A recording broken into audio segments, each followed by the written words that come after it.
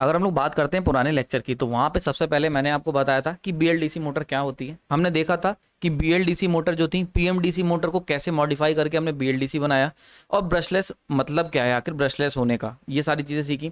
Then उसके बाद मैंने टाइप्स ऑफ बीएलडीसी बताया। हमने बताया कि अगर मार्केट में खरीदने जाओगे तो कितनी तरीके की बीएलडीसी मोटर आपको मिल सकती है, दुकानदार दिखा सकता है, और उनमें क्या अंतर होगा, ये सारी चीज़ें हमने सीखी। Then finally just last lecture के अंदर मैंने वर्किंग प्रिंसिपल बताया था। हमने बताया था किस तरीके से हम अपने गधे को यानी कि परमानेंट मैग्नेट रोटर को हम रोटेट करा सकते हैं with the help of rotating magnetic field यानी कि कैरेट के थ्रू। ठीक है, आई होप समझ में आ गया होगा, वो लेक्चर आपको पसंद आया होगा।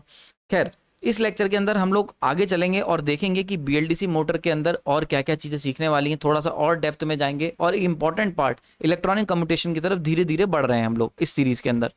तो अगर बीएलडीसी मोटर के ब्लॉक डायग्राम की बात करें, इसके अंदर होता क्या है, हम लोग क्या करते हैं, हमारे पास डीसी सप्लाई है, हम लोग ये डीसी सप्लाई लेते हैं, और ये डीसी सप्लाई जब बीएलडीसी मोटर के अंदर हम भेजते हैं, तो बीएलडीसी मोटर के अंदर हमें पता है आर्मेचर वाइंडिंग हम लोगों ने करी हुई है किस पे, स्टेटर पे की होती है। ठीक है, और आर्मेचर वाइंडिंग के अंदर हमें ये भी पता है कि एसी की ज़रूरत होती है, इसीलिए जो हम डीसी सप्लाई देते हैं इसको हमें पास करवाना पड़ता है इलेक्ट्रॉनिक कम्युटेशन से। ठीक है, आपको याद होगा अगर कन्वेंशनल डीसी मोटर की बात करें, कन्वेंशनल डीसी मोटर, तो उसके अंदर आपको याद होगा हम लोग एसी को सॉरी डीसी को एसी में कन्वर्ट करने के लिए क्या यूज़ करते थे, मैकेनिकल कम्यूटेटर का इस्तेमाल करते थे। लेकिन जब हम लोगों ने मैकेनिकल कम्यूटेटर के साथ दिक्कत क्या थी कि ये तभी काम करेगा जब ये रोटेट होगा, इसीलिए हम लोग क्या करते थे, आर्मेचर वाइंडिंग को हमेशा रोटर पे रखते थे। लेकिन बीएलडीसी मोटर को क्योंकि हम एक ब्रशलेस मोटर डिजाइन कर रहे हैं, तो आर्मेचर वाइंडिंग को स्टेटर पे कर देते हैं। स्टेटर पे करने की वजह से हमें क्या करना पड़ता है, हमें इलेक्ट्रॉनिक कम्यूटेशन सर्किट का इस्तेमाल करना पड़ता है। ये क्या करता है, ये जो भी हम डीसी सप्लाई देते हैं ये इसको एसी में कन्वर्ट कर देता है, और ये जब एसी यानी कि हम जनरली बात करते हैं तो डीसी को ये 3 फेज एसी में कर देता है, और ये जो 3 फेज एसी जब ये आर्मेचर वाइंडिंग के अंदर फ्लो करती है, तो यहाँ से जन्म होता है रोटेटिव मैग्नेटिक फील्ड का। ठीक है, और यही वो रोटेटिव मैग्नेटिक फील्ड है जो जब यहाँ पे for example rotative magnetic field मतलब ऐसा लगेगा कि साउथ पोल जो है वो रोटेट कर रहा है एयर में, और ये जो रोटेटिव मैग्नेटिक फील्ड है ये क्या करती है, ये इस रोटर को, परमानेंट मैग्नेट रोटर को अपनी तरफ अट्रैक्ट करती है, एक्साइट करती है, और ये रोटर जो है ये इसके साथ मूव करने लगता है। बस यही कॉन्सेप्ट है बीएलडीसी मोटर की वर्किंग का। यानी कि हमने क्या करा, हमने डीसी दी, उससे इलेक्ट्रॉनिक कम्यूटेशन हुआ वहाँ पे, और वो जब इलेक्ट्रॉनिक कम्यूटेटर से पास हुई तो 3 फेज एसी में कन्वर्ट हो गई। ये 3 फेज एसी ने आर्मेचर वाइंडिंग को एनर्जाइज करा और वहाँ पे एक रोटेटिव मैग्नेटिक फील्ड को जन्म दिया, और ये रोटेटिव मैग्नेटिक फील्ड जो होगी ये क्या करेगी, इस रोटर को अपने साथ लॉक करवा लेगी और या अट्रैक्ट करवा लेगी, और वहाँ से इसे रोटेट कराएगी। So this is the whole concept of BLDC motor. ठीक है, अब आगे चलते हैं। तो हमारी रिक्वायरमेंट क्या है, हमारी उम्मीदें क्या है, हमारी उम्मीदें हैं इलेक्ट्रॉनिक कम्यूटेशन से कि 2 काम करे वो। पहला क्या करे, डीसी को एसी में कन्वर्ट कर दे। ठीक है, यानी कि पहला काम तो ये करे इलेक्ट्रॉनिक कम्यूटेटर की जो डीसी दे रहे हैं उसे एसी में कन्वर्ट कर दे for generating rotating magnetic field. Clear हो गया, यहाँ पे आरएमएफ मतलब, आरएमएफ का मतलब हो गया रोटेटिंग मैग्नेटिक फील्ड, मैं शॉर्ट फॉर्म यूज करूंगा। ठीक है, तो कंफ्यूज मत होना, रोटेटिंग मैग्नेटिक फील्ड। दूसरा काम क्या होगा, दूसरा काम होगा कि रोटेटिंग मैग्नेटिक फील्ड जो जनरेट हो रही है वो सिंक्रोनाइजेशन में रहनी चाहिए रोटर पोजीशन से। ये दूसरा काम है। ऐसा क्यों कर रहे हैं, आपको याद होगा पुराने लेक्चर मैंने बताया था कि फॉर एग्जाम्पल अगर बात करें सिंक्रोनस मोटर की, तो उसमें ये सेम कॉन्सेप्ट यानी कि रोटेटिव मैग्नेटिक फील्ड बना लो और रोटर को उसके साथ लॉक करवा लो और रोटर को रोटेट करवा लो, ये सेम काम हम सिंक्रोनस मोटर में भी कर रहे थे। पर वहाँ पे एक प्रॉब्लम थी कि वो जो थी सेल्फ स्टार्ट नहीं हो पा रही थी, और उसके पीछे रीजन सिंपल सा था, इनर्शिया। ये प्रॉब्लम हमारे पास बीएलडीसी मोटर में ना है, इसके लिए ज़रूरी है कि जो रोटेटिव मैग्नेटिक फील्ड हो वो सिंक्रोनाइजेशन में रहनी चाहिए रोटर पोजीशन में, यानी कि उसके पास इंफॉर्मेशन हो रोटर कहाँ पर है, और अपनी रोटेटिव मैग्नेटिक फील्ड की जो स्पीड है वो लगभग उतनी हो जितनी रोटर की स्पीड है, या ताकि हम लोग क्या करें, रोटर को अपने साथ लेके चल सकें, रोटर पीछे ना छूट जाए। तो ये एक बड़ा इंपॉर्टेंट रिक्वायरमेंट है इलेक्ट्रॉनिक कम्यूटेशन सर्किट का, ये 2। नाउ अगर हम इलेक्ट्रॉनिक कम्यूटेटर डिजाइन करना चाहते हैं तो उसके कुछ ऑब्जेक्टिव सेट कर लेते हैं, यानी कि इस पूरा पार्ट के हम 3 ऑब्जेक्टिव सेट कर लेते हैं।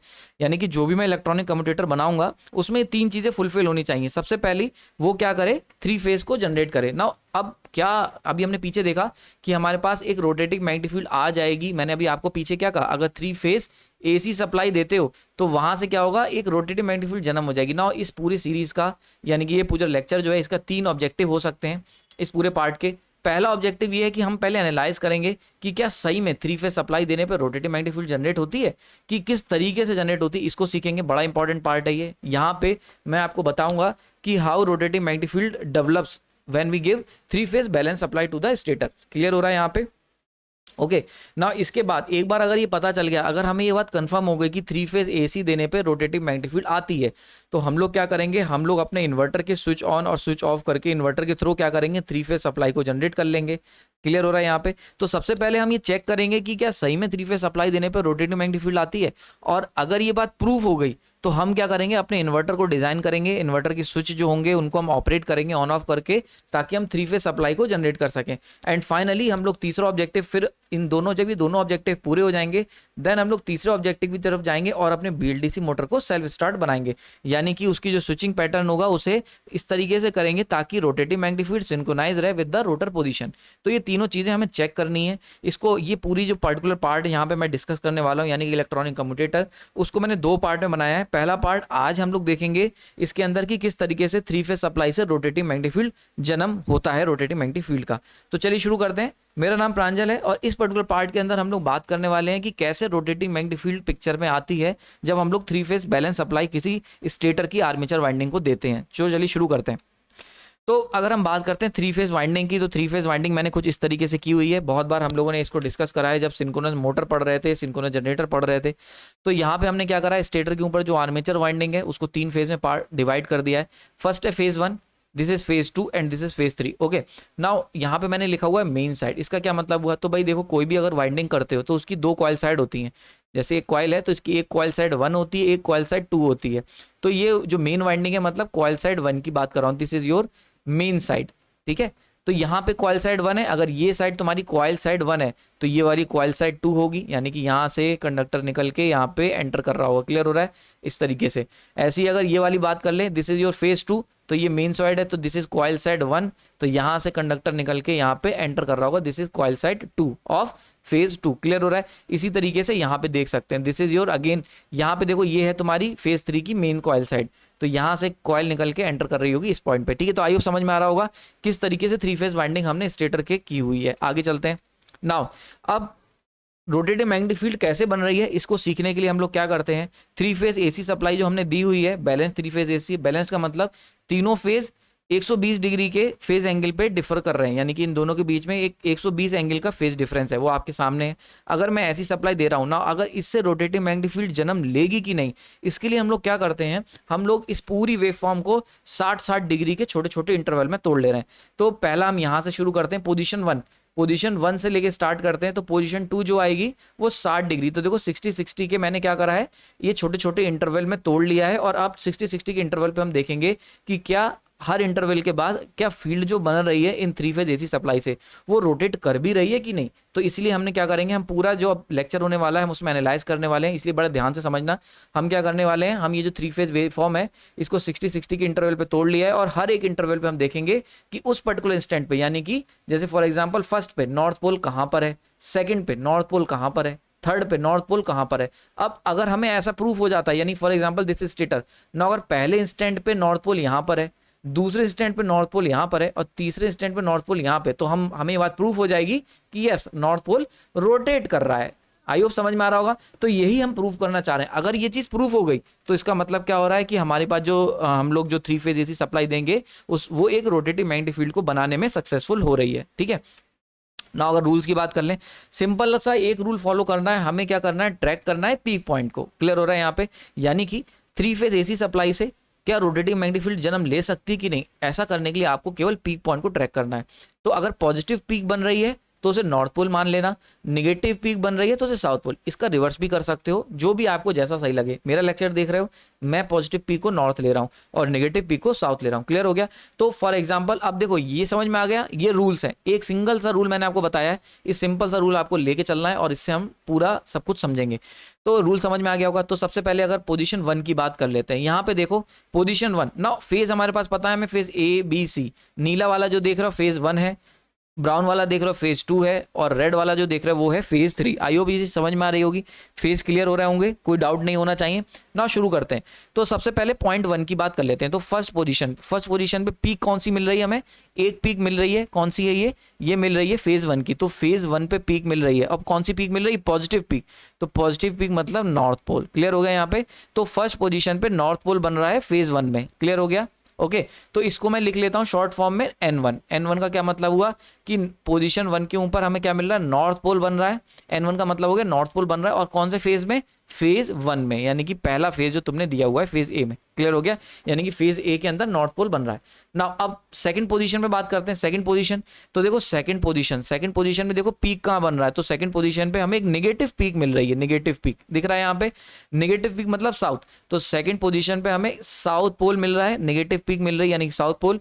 और किसकी नेगेटिव पीक मिल रही है, रेड कलर की जो लाइन है, रेड मतलब फेज सी, यानी कि थर्ड फेज की, फेज 3 की। तो इसको मैं क्या लिख सकता हूँ, S3। S3 का मतलब हो गया south pole of third phase, ठीक है, यानी इस थर्ड फेज के अंदर साउथ पोल मिल रहा है, जो तीसरा वाला फेज है उसमें। नाउ इसी तरीके से तीसरी पोजीशन को चेक कर लेते हैं। तीसरी पोजीशन पे अगर हम देखेंगे तो देखो तीसरी पोजीशन पे अगेन मुझे पीक कौन सी मिल रही है, पॉजिटिव पीक मिल रही है तीसरी पोजीशन पे, पॉजिटिव पीक। तो पॉजिटिव पीक का मतलब हो गया नॉर्थ पोल, तो नॉर्थ पोल लिख दिया हमने, ठीक है। कौन से, अब जो कौन से कलर का ये पीक मिल रही है, ब्राउन। ब्राउन मतलब सेकंड फेज, तो फेज 2 की यहाँ पे मार्क कर दिया। क्लियर हो गया ना। इसको मैं शॉर्ट में क्या लिख सकता हूँ, N2 लिख दे रहा हूँ, यानी कि सेकंड फेज में नॉर्थ मिल रहा है। क्लियर हो गया यहाँ पे। तो इसी तरीके से हम लोग क्या करेंगे, इन सबको 7 8 ये जितने भी 8 के 8 हैं इन सबको इसी तरीके से कोड करके लिख लेंगे यहाँ पे। क्लियर हो गया यहाँ पे। तो अभी तक हमने क्या करा है, हमने जो 3 फेज AC वेव फॉर्म आ रही थी उसे 60-60 के इंटरवल में तोड़ लिया, और हमने केवल पीक ट्रैक कर रहे हैं। हर 60 डिग्री के बाद हम ये देख रहे हैं कि पीक कौन सी मिल रही है, पॉजिटिव और नेगेटिव, और मिल रही है तो कौन से फेज की मिल रही है। तो जैसे पहले पोजीशन पे हमें पीक मिल रही है पहले फेज की, फेज 1 की। सेकंड पॉइंट पे हमें पीक मिल रही है थर्ड फेज की, ठीक है। थर्ड पॉइंट पे हमें पीक मिल रही है सेकंड फेज की। इस तरीके से हमने इसको लिख लिया। नाउ अब इसका फायदा क्या होगा, अब समझते हैं, हम यहाँ पे प्लॉट कर लेते हैं। तो ये कुछ पोजीशन है। तो सबसे पहले हम लोग पहली पोजीशन पे, अगर पहली पोजीशन पे, तो फॉर एग्जांपल रोटर मेरा इस पर्टिकुलर एंगल पे है, यानी कि पर्टिकुलर एक्सिस पे इस समय स्टैटिक है, अभी चल नहीं रहा है। अब क्या होगा, हमने क्या सीखा, जब पोजीशन 1 आएगी तो हमें नॉर्थ पोल मिलेगा, और कहाँ मिलेगा, फेज 1 में। तो फेज 1 ये है तुम्हारा, फेज 1 की मेन वाइंडिंग, तो यहाँ पे हमें नॉर्थ मिलेगा। अगर फेज 1 की जो मेन वाइंडिंग है वहाँ नॉर्थ मिल रहा है, तो उसकी जो आगे जो अपोजिट वाइंडिंग है, यानी कि सेकंड साइड जो है, कॉइल साइड, वहाँ साउथ मिलेगा। ऑब्वियस सी चीज़ है, अगर एक तरफ नॉर्थ आ रहा है तो उसके अपोजिट डायरेक्शन में साउथ आएगा। तो आपने ये मार्क कर लिया। जैसे ही तुम ये अप्लाई करोगे, यानी कि जैसे ही हमारी जो BLDC मोटर है या कोई भी मोटर जिसके अंदर हम 3 फेज सप्लाई दे रहे हैं, जैसे ही उसके अंदर फर्स्ट पोजीशन क्रिएट होगी, फर्स्ट सिनारियो क्रिएट होगा, तो तुरंत ही वहां पे एक नॉर्थ एंड साउथ पोल आ जाएगा, और ये रोटर जो होगा ये रोटेट करने लग जाएगा। देख रहे हो आपको, ये जो रेड कलर का मार्क बना है, यानी कि रोटर तुम्हारा इसकी तरफ अट्रैक्ट होकर रोटेट करने लग जाएगा। नाउ क्लॉकवाइज डायरेक्शन में। क्लियर हो गया।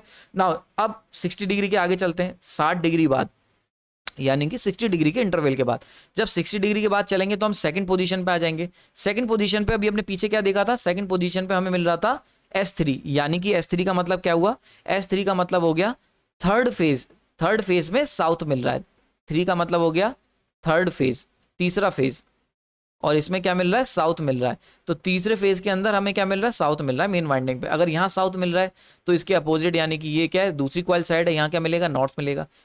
याद रखना, यहाँ पे जो भी मैंने बनाया ये मैंने मेन कॉइल साइड में बनाया है, ठीक है। तो ये आपको पता होगा, this is your main coil side 1, this is main coil side 2, and this is main coil side 3। तो हम लोग क्या कर रहे हैं, ये 3 कॉइल साइड्स हैं, 3 फेज हैं, तो उन सबकी मेन, तो ये मेन कॉइल साइड है फेज 1 की, मेन कॉइल साइड है फेज 2 की, और मेन कॉइल साइड है फेज 3 की। याद होगा आपको, अभी पीछे मैंने स्टेटर बताया था आपको, तो वहां पे मैंने आपको मेन कॉइल साइड मार्क करनी थी। तो हम बस मेन कॉइल साइड को ही ट्रैक कर रहे हैं। क्लियर हो गया यहाँ पे। तो देखो यहाँ पे देख सकते हो, तो हमने क्या करा, S3 का मतलब थर्ड फेज की जो मेन कॉइल साइड है वहां पे साउथ बनेगा। तो थर्ड फेज ये हो गया हमारे पास, ये है फेज 3, तो इस पे हमें साउथ बन रहा है। अगर यहाँ साउथ बन रहा है तो इसके अपोजिट साइड पे क्या बनेगा, नॉर्थ बनेगा। तो हमने नॉर्थ मार्क कर लिया। क्लियर हो गया यहाँ पे।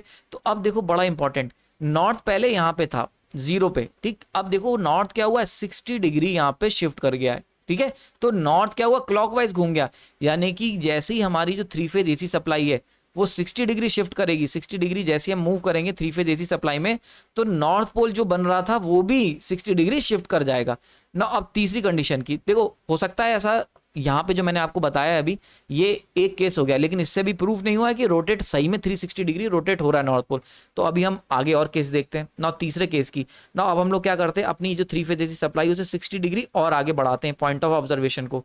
तो जैसे ही हम 60 डिग्री और आगे बढ़े तो तीसरा पॉइंट हमें मिला ना। तीसरे पॉइंट को बड़े ध्यान से देखो, तीसरे पॉइंट पे हमें मिल रहा है N2। N2 का मतलब जो सेकंड फेज है हमारे पास, जो सेकंड फेज है वहां पे बनेगा, उसकी मेन कॉइल साइड में बनेगा नॉर्थ। तो ये रहा तुम्हारा सेकंड फेज और ये है उसकी मेन कॉइल साइड, ठीक है। तो मेन कॉइल साइड में नॉर्थ बन रहा है तो नॉर्थ बना दिया। अगर यहाँ नॉर्थ बन रहा है तो जो कॉइल साइड 2 होगी यानी कि अपोजिट कॉइल साइड है वहां क्या बनेगा, साउथ बनेगा। तो यहाँ नॉर्थ साउथ मार्क कर दिया, ठीक है। तो अब देखो पहले अगर हम इन तीनों को देखें तो पहले नॉर्थ पोल 0 पे था, अब 60 डिग्री पे आया, नाउ अब क्या हुआ 120 डिग्री पे आ गया। यानी कि नॉर्थ पोल देखा जाए तो ऐसे करके घूमते घूमते देखो यहां तक आ रहा है, यानी कि नॉर्थ पोल रोटेट कर रहा है। आई होप समझ में आ रहा होगा। अब क्या होगा, नॉर्थ पोल जब यहाँ आ गया तो ये देखो ये साउथ पोल था, ये इसे अपनी तरफ अट्रैक्ट कर लेगा। तो देखो जैसे जैसे नॉर्थ पोल मूव करता जा रहा है वैसे वैसे साउथ ये रोटर को क्या कर रहा है, अपनी तरफ अट्रैक्ट कर रहा है। यहाँ पे आया, देखो यहाँ था साउथ तो नॉर्थ यहाँ था, जैसे ही साउथ यहाँ पहुंचा नॉर्थ यहाँ से गायब होके 60 डिग्री शिफ्ट हो गया, ठीक है। तो अब क्या करेगा, अब साउथ पोल देखेगा अरे नॉर्थ तो इधर है, तो अब क्या होगा साउथ पोल भी रोटेट करेगा नॉर्थ के साथ। तो देख रहे हो आप, तो जैसे ही साउथ पोल यहाँ पे आया जहाँ पहले नॉर्थ था, नॉर्थ और नीचे चला गया। क्लियर हो गया यहाँ पे ना। हम फिर 60 डिग्री रोटेट करके देखते हैं। जब हम 60 डिग्री और आगे बढ़े 3 फेज एसी सप्लाई में तो वहां पे बन गया S1, यानी कि फेज वाइंडिंग जो मेन वाइंडिंग थी 1, ये रही फेज 1 की मेन वाइंडिंग, इसमें बन गया साउथ, ये साउथ बन गया। अगर इधर साउथ है तो इसके अपोजिट बनेगा नॉर्थ, यहाँ नॉर्थ। तो देख सकते हो पहले नॉर्थ यहाँ था, यहाँ से ये रोटेट होते होते होते यहाँ पे आ गया, यानी कि ये 60 60 60, ठीक है। यानी कि जैसे ही मैं 180 डिग्री 180 डिग्री जब मैं 3 फेज एसी सप्लाई में 180 डिग्री मूव करूंगा तो जो नॉर्थ पोल है वो भी देखो 180 डिग्री शिफ्ट कर गया। यहाँ था 0 और यहाँ से कहाँ पहुंच गया, यहाँ से पहुंच गया ये 180 डिग्री पे। तो आई होप समझ में आ रहा होगा। तो देखो जैसे ही हम लोग 3 फेज एसी सप्लाई में पोजीशन 1 से पोजीशन 4 तक गए, नॉर्थ पोल भी 0 डिग्री से 180 डिग्री पे चला गया। क्लियर हो रहा है। तो यहाँ से ये 4 केस हो गए। इसी तरीके से जब हम और फर्दर 4 केस देखेंगे तो हम देख सकते हैं यहाँ पे कि नॉर्थ पोल और रोटेट करता हुआ हमें दिख जाएगा। तो इस पूरे सिनारियो ये आप खुद करके देख सकते हो। ये जो कोडिंग मैंने लिखी हुई है ये कहाँ से आई है, ये इस पॉइंट से मैंने कैलकुलेट करी, यानी केवल पीक को ट्रैक करके। आई होप समझ में आ रहा होगा। ये एक नया तरीका मैंने बताया आपको 3 फेज सप्लाई से रोटेट मैग्नेटिक फील्ड बन रही है कि नहीं बन रही इसको चेक करने का। आई होप आपको ये तरीका पसंद आया होगा। पसंद आया तो लाइक कर सकते हैं, कमेंट अगर डाउट है तो कमेंट सेक्शन में बता सकते हैं, ठीक है।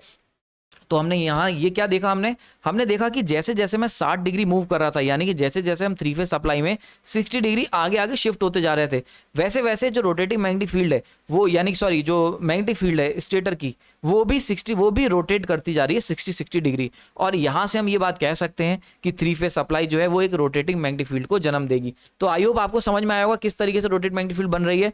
तो जैसे जैसे हम आगे बढ़ेंगे 60 वैसे वैसे देखो नॉर्थ पोल भी क्या हो रहा है 60 डिग्री आगे बढ़ता जा रहा है और ये क्या कर रहा है, ये एयर के अंदर रोटेट कर रहा है। इसीलिए मैं कहता हूं जब भी हम 3 फेज सप्लाई देंगे तो एक ऐसा लगेगा, यानी अगर रोटर से पूछोगे तो रोटर क्या कहेगा, उसको लगेगा नॉर्थ पोल एयर के अंदर ऐसे रोटेट कर रहा है। क्लियर हो रहा है यहाँ पे। तो रोटर से अगर पूछोगे तो रोटर कहेगा कि नॉर्थ पोल लगातार रोटेट कर रहा है और उसी के साथ वो भी लॉक होकर रोटेट करना स्टार्ट कर देगा। तो यहाँ पे ये सारे केस आप अपने आप खुद ड्रॉ करके देख सकते हो।